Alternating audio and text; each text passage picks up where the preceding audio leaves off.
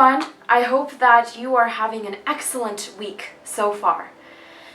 Today I'm going to be talking about some misconceptions about Asian history that I've had as someone who has been raised in America. A lot of the exposure that I have had to Asian history was, unfortunately, through media rather than through my education.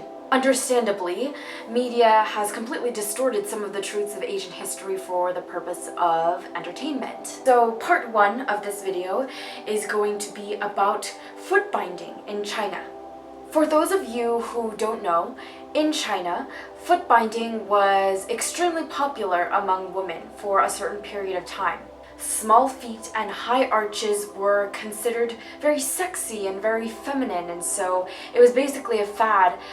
Women did it to pursue beauty. Now here is the misconception that I had.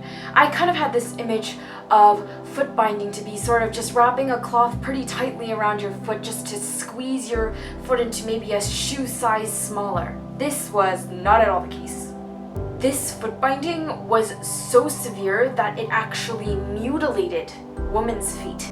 If you want to look up a picture, feel free, but I must warn you, it is pretty graphic. Basically, the heel and the ball of the foot were bound together to the point where it would be touching, and the toes were just sort of curled around in this sort of misshapen form, and maybe like one toe was sticking out a little bit. They literally just bound their foot to the point where it was like a ball and then squeezed it into this baby-sized shoe that's like smaller than my hand.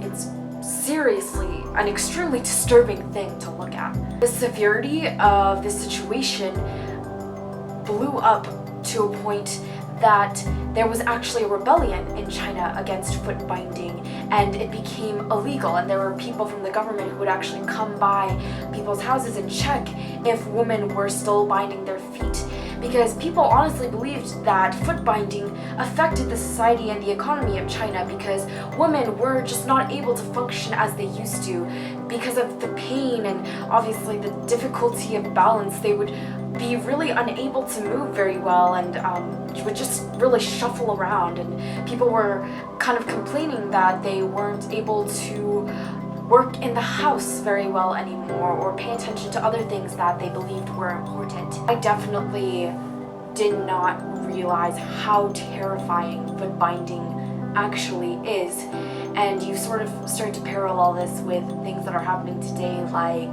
bulimia and anorexia. It's extremely sad and just extremely disturbing to see women doing this to themselves in pursuit of beauty, and it brings a whole new meaning to the phrase beauty is pain. That is it for the misconceptions part one for today, and stay tuned for part two where I will be talking about the misconceptions about geishas.